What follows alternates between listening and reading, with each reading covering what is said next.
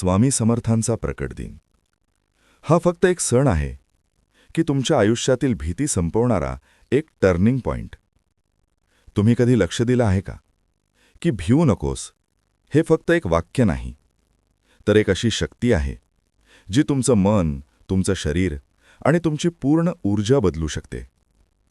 पण प्रश्न असा आहे, आपण वर्षातून एकदा स्वामींना आठवतो, पण स्वामी आपल्यात रोज का प्रकट होत नाहीत? मी नवल शिंदे, ओम श्रीम ऑरा अँड ॲस्ट्रोवास्तू एनर्जी व्हायब्रेशनमधून, आणि या एपिसोडमध्ये आपण स्वामी समर्थांच्या प्रकट दिनाकडे फक्त भक्तीने नाही तर चेतनेच्या विज्ञानातून पाहणार आहोत. हा एपिसोड शेवटपर्यंत ऐका, कारण कदाचित आज तुम्ही स्वामींना शोधणं थांबवाल आणि त्यांना अनुभवायला सुरुवात कराल. कल्पना करा, एक अत्यंत घनदाट जंगल आहे. चोहूबाजूंनी एकदम नीरव शांतता, आणि तिथे एक लाकूड तोडण्यात मग्न आहे. अचानक काय होतं, त्याची कुऱ्हाड निसटते आणि जमिनीवर असलेल्या एका महाकाय मुंग्यांच्या वारुळावर सपासप आदळते. अच्छा. आता साहजिकच तिथून मुंग्या किंवा एखादा साप वगैरे बाहेर यायला हवा, पण तसं अजिबात होत नाही. बरोबर. त्या वारुळातून रक्ताची एक भळभळती धार उडते आणि क्षणातच डोळे दिपवणारा असा एक दिव्य प्रकाश तिथे पसरतो. त्या प्रकाशातून एक आजानुबाहू, अत्यंत तेजस्वी असा महापुरुष बाहेर येतो. म्हणजे हे जे दृश्य आहे ना, तेच मुळात अंगावर काटा आणणारं आहे. अगदी. आणि हा कोणताही सामान्य जन्म नाहीये, हे एक प्रकटीकरण आहे. तर आज 19 मार्च 2026 आहे. हो, उद्या 20 मार्च. हो, उद्या संपूर्ण महाराष्ट्रात आणि जगभरात श्री स्वामी समर्थ प्रकट दिन अत्यंत भक्तिभावाने साजरा केला जाणार आहे. नक्कीच, खूप मोठा उत्सव असतो हा. पण ठीक आहे, आपण हे जरा उलगडून बघूया. आजच्या या सखोल चर्चेत आपण केवळ एका उत्सवाची किंवा कॅलेंडरवरच्या तारखेची माहिती घेणार नाहीये, तर ज्या ऐतिहासिक नोंदी, धार्मिक पोथ्या आणि जे काही गूढ किंवा आपण ज्याला ऑकल्ट आणि मानसशास्त्रीय विश्लेषणाचे स्रोत आपण गोळा केले आहेत ना, त्यातून आपण शोध घेणार आहोत. आणि खरं तर हे समजून घेणं जास्त गरजेचं आहे, कारण जन्म आणि प्रकटीकरण यात एक खूप मोठा फरक आहे. बरोबर, तोच अर्थ आपल्याला उलगडायचा आहे. स्वामींच्या उत्पत्तीच्या 2 अद्भुत कथा आणि मुख्य म्हणजे भिवू नकोस, मी तुझ्या पाठीशी आहे या विधानामागील जे ऊर्जेचं किंवा मानसशास्त्रीय विज्ञान आहे ना, ते आज आपल्याला समजून घ्यायचंय. तसं बघायला गेलं तर आपली सुरुवातच खूप छान झाली आहे, आणि हाच तो महत्वाचा फरक आहे जो सुरुवातीला स्पष्ट होणं खूप गरजेचं आहे. आपण जेव्हा सामान्य माणसाच्या इतिहासाकडे बघतो तेव्हा तो एका सरळ रेषेत जातो बघा, म्हणजे जन्म, जीवन आणि मृत्यू. अगदी एका रेषेत. हो, पण जेव्हा आपण या प्रकटीकरणाच्या कथांचा अभ्यास करतो ना, तेव्हा ती कालरेषा पूर्णपणे कोलमडून पडते. म्हणजे कसं? म्हणजे कसं आहे बघा, सामान्य माणसाचा जन्म होतो, ज्याला भौतिक विज्ञानाचे आणि निसर्गाचे नियम लागू असतात. पण प्रकटीकरण म्हणजे एखाद्या उच्च चेतनेने किंवा एका प्रचंड मोठ्या वैश्विक ऊर्जेने मानवी कल्याणासाठी थेट भौतिक रूप धारण करणं. अच्छा, म्हणजे ती ऊर्जा आधीपासूनच असते तर? अगदी बरोबर. ही ऊर्जा जन्माला येत नाही, ती आधीपासूनच अस्तित्वात असते. ती फक्त एका विशिष्ट क्षणी स्वतःला एका आकारात बांधून घेते. आणि हेच समजून घेण्यासाठी आपण मगाशी ज्या कथेचा उल्लेख केला ना, त्या कर्दळीवनाच्या कथेच्या मुळाशी जाणं मला वाटतं गरजेचं आहे. नक्कीच, ती कथा खूप काही सांगून जाते. ज्या पोथ्या आणि ऐतिहासिक नोंदी आपण अभ्यासल्या आहेत त्यातून एक अत्यंत थक्क करणारा घटनाक्रम समोर येतो. म्हणजे श्री नृसिंह सरस्वती, ज्यांना दत्तात्रेयांचे दुसरे अवतार मानले जाते, त्यांनी कर्दळीवनात तब्बल 300 वर्ष घोर तपश्चर्या केली. 300 वर्ष म्हणजे विचार करा. हो ना, विचार करा, 300 वर्षे एकाच जागी स्थिर. निसर्गाने, मातीने किंवा मुंग्यांनी त्यांच्या शरीरावर अक्षरशः आपलं घर बनवलं आणि एक प्रचंड वारूळ तयार झालं तिथे. आणि मग उद्धव नावाच्या त्या लाकूड तोड्याची कुऱ्हाड तिथे पडते. स्वतःच्या कुऱ्हाडीने एका महापुरुषाला रक्तबंबाळ झालेलं पाहून तो साहजिकच भीतीने थरथर कापू लागतो. हो, कोणीही घाबरेल अशा वेळी. पण स्वामी तिथे त्याला अभय देतात, त्याला माफ करतात. हे सगळं वाचताना किंवा ऐकताना अंगावर काटा येतो. पण मला एक प्रश्न पडतो यात की यातून नक्की काय सांगायचा प्रयत्न होत आहे? एका कुऱ्हाडीच्या घावाची गरज का पडावे बरं? इथेच या कथेचं खरं रहस्य दडलेलं आहे असं माझं मत आहे. म्हणजे बघा, 300 वर्षे ती उच्च चेतना एका अत्यंत स्थिर आणि निष्क्रिय अवस्थेत होती. ती एक प्रकारची सुप्त ऊर्जा होती जी स्वतःमध्येच मग्न होती. पण आता काळ बदलत होता. समाजाला पुन्हा एकदा एका मोठ्या आधाराची आणि जागृत ऊर्जेची गरज होती. अच्छा, म्हणजे तो काळ तसा होता तर. हो, आणि निसर्गाच्या भौतिक नियमानुसार कोणत्याही स्थिर गोष्टीला गतिमान करण्यासाठी एका बाह्य धक्क्याची किंवा ट्रिगरची आवश्यकता असते. ओहो, म्हणजे ती कुऱ्हाड तो ट्रिगर होता. अगदी तेच. तो कुऱ्हाडीचा घाव हा केवळ एक निमित्त होता. तो घाव म्हणजे त्या सुप्त अवस्थेतून बाहेर पडून पुन्हा एकदा या जगाच्या पाठीवर सक्रिय होण्यासाठी त्या चेतनेने स्वतःच घडवून आणलेली एक घटना होती. का बात आहे. हो ना, ती कुऱ्हाड जर पडली नसती तर कदाचित ते प्रकटीकरण त्याच वेळी झालं नसतं. म्हणजे पहिल्या कथेतून आपल्याला हे समजतं की निसर्गातील एक छोटीशी घटना एका प्रचंड ऊर्जेला जागृत करू शकते. बरोबर. पण जर कोणाला वाटत असेल की हे फक्त एखाद्या घनदाट जंगलातच घडू शकतं, तर आपल्या स्रोतांमधली एक दुसरी कथा भौतिकशास्त्राचे सर्व नियम अक्षरशः मोडून काढणारी आहे. हो, ती छेलीखेड्यातली कथा ना? हो, तीच. ही कथा आपल्याला थेट घेऊन जाते इसवी सन 1149च्या काळात पंजाबमधील हस्तिनापूर जवळील छेली नावाच्या एका छोट्याशा खेड्यात. अच्छा. तिथे विजय सिंग नावाचा एक 8 वर्षांचा निष्पाप मुलगा एका पडक्या जागेत असलेल्या वटवृक्षाखाली खेळत होता. तिथे एक गणपतीची मूर्ती होती आणि हा मुलगा त्या मूर्तीसोबत चक्क गोट्या खेळत होता. आणि विशेष म्हणजे तो एकटाच दोन्ही बाजूंचे डाव खेळायचा, स्वतःचा आणि बाप्पाचा सुद्धा. म्हणजे लहान मुलांचा जो एक अत्यंत निखळ, निष्पाप आणि कसलाही अहंकार नसलेला भाव असतो ना, तो ह्या कथेचा मुख्य गाभा आहे. अगदी तसंच. आणि त्या निखळ भावामुळेच एक दिवस तो बाप्पाला म्हणतो की रोज मीच तुझा डाव खेळतोय, आज तूच खेळायचं. तो सर्व गोट्या मूर्तीसमोर टाकतो आणि हट्ट धरून बसतो. त्यानंतर जे घडतं ना, ते एखाद्या अतिभव्य सायफाय चित्रपटासारखं वाटतं. खरंय? अचानक जमिनीला हादरे बसू लागतात, धरणी कंपित होते, आकाशात ढग दाटून येतात. ती पाषाणाची गणपतीची मूर्ती प्रत्यक्ष हसू लागते, आपली सोंड हलवते. जवळच्या एका खांबातून साक्षात विष्णू प्रकट होतात. बापरे. आणि त्याचवेळी धरणी दुभंगते आणि एका गोटीतून दत्त महाराज एका 8 वर्षांच्या बालरूपात प्रकट होतात. आणि आश्चर्याची गोष्ट बघा, ते बालरूपातील स्वामी त्या विजयसिंगासोबत गोट्यांचा खेळ खेळू लागतात. म्हणजे तो नुसता गोट्यांचा खेळ नसतोच मुळी. हो, आणि इथेच माझं डोकं पूर्ण चक्रावून जातं. जेव्हा स्वामी एक गोटी फोडतात ना, तेव्हा त्या फुटलेल्या गोटीतून संपूर्ण ब्रह्मांडाचं दर्शन होतं. हे एखाद्या अनंत ब्रह्मांडांच्या साखळीसारखं, म्हणजे आजच्या भाषेत सांगायचं तर मल्टिवर्ससारखं वाटतं. गोट्यांचा खेळ आणि त्यातून दिसणारं ब्रह्मांड, यातून नक्की काय अर्थ दडलाय? एका गोटीचा स्फोट होतो आणि त्यातून कोट्यावधी ग्रह, तारे दिसतात, हे सांगण्यामागे काय विज्ञान असावं? इथे सर्वात वेधक गोष्ट ही आहे की जर आपण याला मानवी आकलनाच्या चौकटीत बसवून पाहिलं ना, तर इथे गोटी हे अनंत ब्रह्मांडांचं एक रूपक आहे. अच्छा, एक मेटाफर आहे तर. अगदी. जेव्हा बालरूपातील स्वामी गोटी फोडून त्या लहानग्याला ब्रह्मांड दाखवतात, तेव्हा ते हेच सिद्ध करत असतात की मानवाला जे विश्व प्रचंड आणि अथांग वाटतं ना, ते त्या वैश्विक चेतनेच्या हातातील एका लहानशा खेळण्यासारखं आहे. क्या बात आहे. या संदर्भात एक अत्यंत महत्वाचं विधान आढळतं. आम्ही हे धरून आहोत तोपर्यंत आहे, आम्ही सोडले की सारे संपले. म्हणजे सर्व नियंत्रण त्यांच्याच हातात आहे.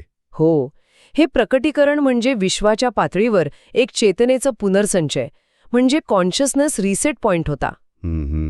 ते केवळ एका गावात प्रगट झाले नाहीत, तर त्यांनी संपूर्ण मानवी अस्तित्वाला त्यांच्या मर्यादांची आणि त्यापलीकडे असलेल्या एका अमर्याद सत्तेची जाणीव करून दिली. खरंय. आपण ज्या भौतिक गोष्टींना अंतिम सत्य मानतो, त्या एखाद्या काचेच्या गोटीसारख्या किती सहज फुटू शकतात आणि त्यामागे किती प्रचंड मोठा अवकाश दडलेला आहे, हे दाखवून देणारी ही कथा आहे. हा विचारच किती अफाट आहे. आपण आपल्या छोट्याशा जगात स्वतःला किती मोठं समजतो आणि तिथे कुणीतरी संपूर्ण ब्रह्मांड एका गोटीसारखं बोटावर खेळवत आहे. अगदी बरोबर. आणि मग ही विराट ऊर्जा एका जागी थांबत नाही. ती संपूर्ण भारतभर भ्रमण करते, हिमालयापासून रामेश्वरपर्यंत आणि अगदी चीन तिबेटच्या सीमांपर्यंत. पण या प्रवासाला एक पूर्णविराम मिळतो, तो 1856 मध्ये. चैत्र शुद्ध द्वितीया शके 1778 रोजी ही ऊर्जा अक्कलकोट येथे स्थिरावते आणि त्यानंतरची सलग 22 वर्ष ते एका वटवृक्षाखाली बसून राहतात. इथे वटवृक्षाची निवड करणं हे सुद्धा खूप सूचक आहे बघा. कसं काय? वटवृक्ष हे स्थिरतेचं, खोलवर रुजलेल्या मुळांचं आणि चिरंतन अस्तित्वाचं प्रतीक मानलं जातं. अक्कलकोटमध्ये त्यांनी जे लोककल्याण केलं ते केवळ हवेतल्या गप्पा किंवा केवळ आध्यात्मिक पातळीवर नव्हतं. 1856-57चा तो काळ आठवा. तो संपूर्ण भारतात इंग्रजांविरुद्धच्या पहिल्या स्वातंत्र्ययुद्धाचा उठावाचा काळ होता. हो, खूपच अस्थिरतेचा काळ होता तो. सर्वत्र अस्थिरता, रक्तपात आणि संभ्रम होता. अशा वेळी समाजाला एका अत्यंत भक्कम मानसिक आणि आध्यात्मिक नांगराची म्हणजे एका अँकरची गरज होती. तो वटवृक्ष आणि त्याखाली बसलेली ती मूर्ती हा तोच नांगर होता. आणि या गोष्टीला पुष्टी देणारा एक अत्यंत रंजक ऐतिहासिक संदर्भ या स्रोतांमध्ये आपल्याला मिळतो. कोणता? 1875च्या सुमारास जेव्हा महाराष्ट्रात मोठा दुष्काळ होता आणि इंग्रजांविरुद्धचा असंतोष पुन्हा एकदा खदखदत होता, तेव्हा साक्षात क्रांतिकारक वासुदेव बळवंत फडके स्वामींच्या दर्शनासाठी अक्कलकोटला आले होते. अच्छा. त्यांनी आशीर्वाद मागितला. तेव्हा स्वामींनी त्यांना एक अत्यंत स्पष्ट आणि व्यावहारिक सल्ला दिला होता. त्यांनी सांगितलं की सध्या लढाईची वेळ नाही. यावरून हे सिद्ध होतं की ती ऊर्जा जगापासून तुटलेली नव्हती. ती तत्कालीन सामाजिक आणि राजकीय वास्तवाचं अत्यंत अचूक भान ठेवणारी होती. कधी पुढे जायचं आणि कधी शांत राहायचं याचंही परिपूर्ण मार्गदर्शन होतं. पण थांबा, इथे मला ही चर्चा थोडी जमिनीवर आणायची आहे. बोला ना. हे सगळं ऐकायला खूपच छान आणि आध्यात्मिक वाटतं. ते एक विराट रूप होते किंवा त्यांनी ब्रह्मांड दाखवलं वगैरे. हं. पण वास्तव हे आहे की आजच्या या धकाधकीच्या जगात जिथे सामान्य माणसाला उद्या सकाळी उठल्यावर नोकरीची चिंता आहे, मुलांच्या शिक्षणाचा खर्च आहे, घराचे आणि गाडीचे हप्ते भरायचे आहेत, तिथे या सगळ्याचा काय उपयोग? बरोबर आहे तुमचा मुद्दा. स्वामींचं सर्वात मुख्य तत्वज्ञान आहे, भिवू नकोस, मी तुझ्या पाठीशी आहे.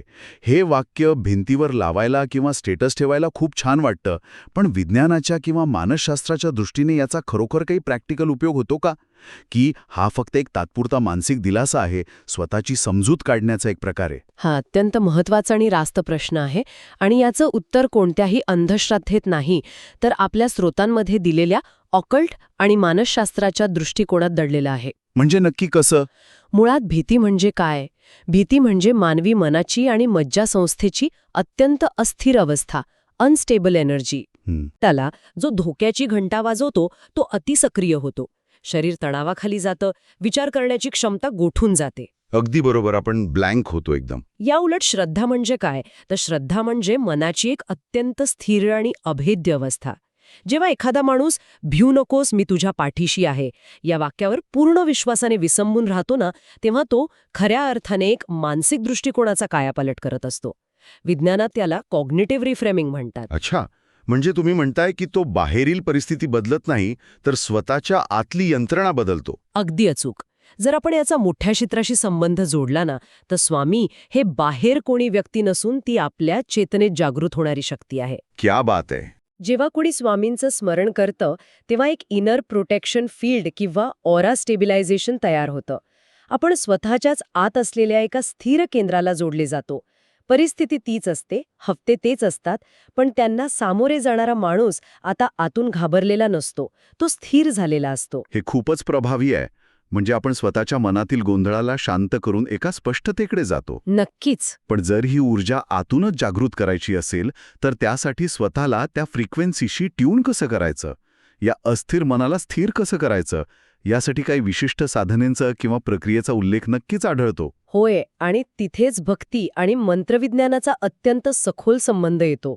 यामध्ये तारक मंत्राचा विशेष उल्लेख आहे. हां, निशंक हो, निर्भय हो, मनारे, प्रचंड स्वामी बळ पाठीशी रे. अगदी.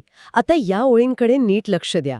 ही कुणा दुसऱ्याला केलेली विनवणी नाहीये. हा मंत्र स्वतःच्याच मनाला दिलेला एक स्पष्ट आदेश आहे. अच्छा, म्हणजे आपण स्वतःलाच सांगतोय. हो, मनाला निशंक आणि निर्भय होण्याची दिलेली ती एक अत्यंत शक्तिशाली सूचना आहे. आणि प्रकट दिनाच्या निमित्ताने एका विशिष्ट व्रताचाही उल्लेख वारंवार येतो श्रोत्यांमध्ये. हां. 20 मार्चच्या प्रकट दिनापूर्वी 21 दिवसांचं नामजप व्रत करण्याचं महत्त्व सांगितलं जातं. रोज ठराविक वेळी बसून श्री अक्कलकोट स्वामी समर्थाय नमः किंवा ओम श्री स्वामी समर्थ याचं 108 वेळा जप करायचा. आता 21 दिवस का? कारण यामागे मेंदूचं एक विशिष्ट विज्ञान आहे बघा.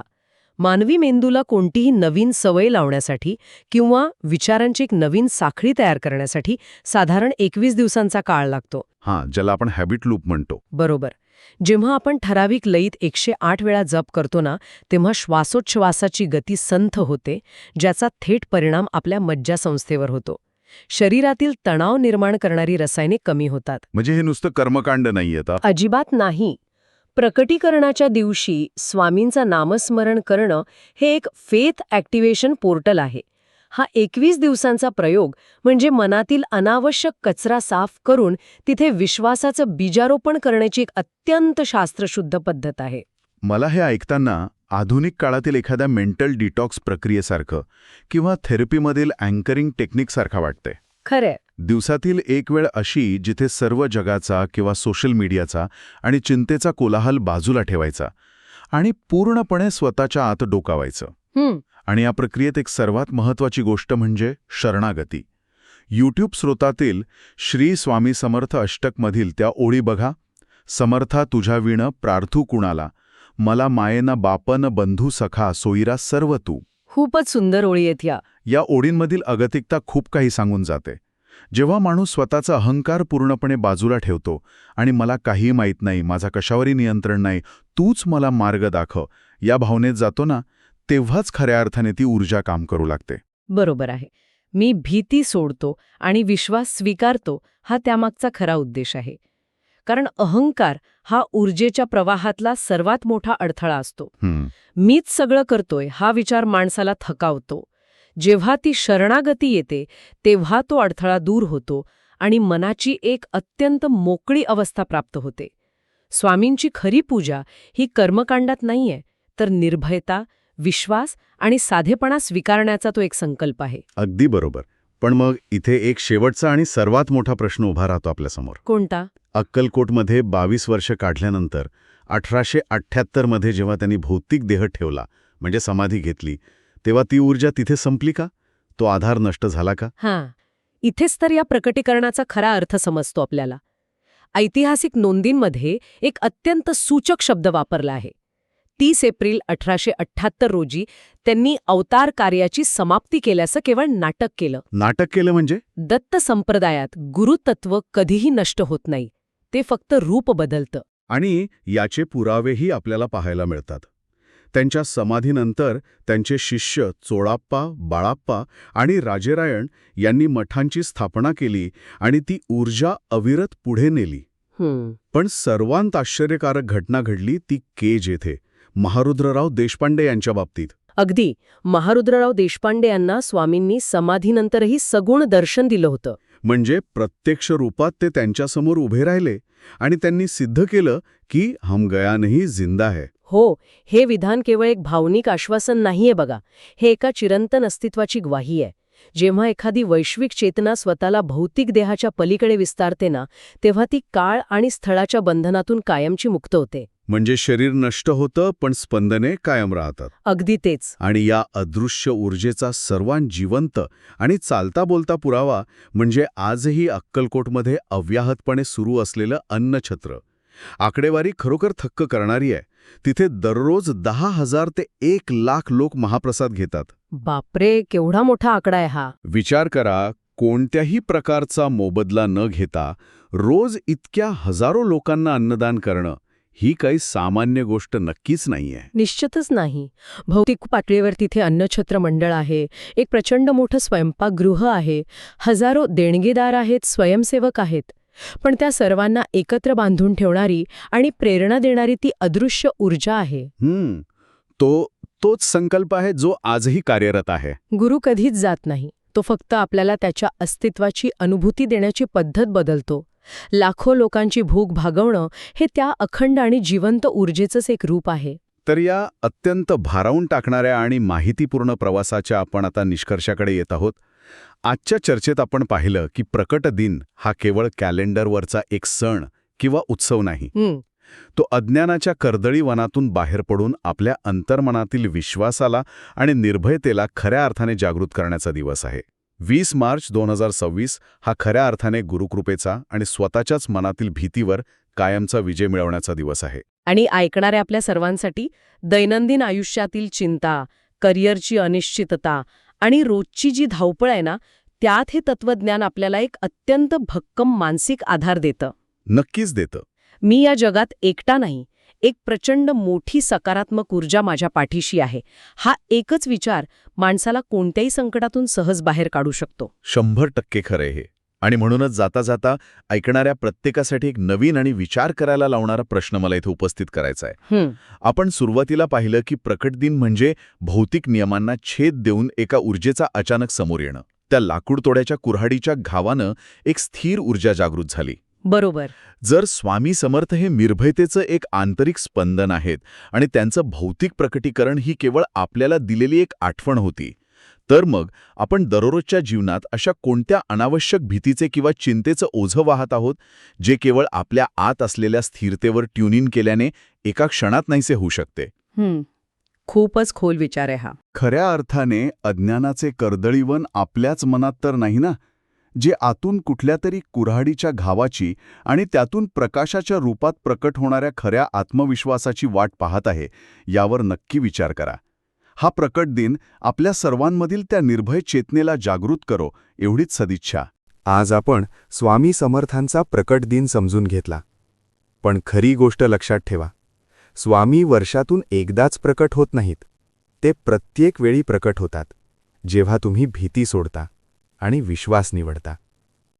म्हणून आज फक्त पूजा करू नका, आज स्वतःला बदला. कारण स्वामी बाहेर नाहीत, ते तुमच्या चेतनेत जागे होण्याची वाट पाहत आहेत.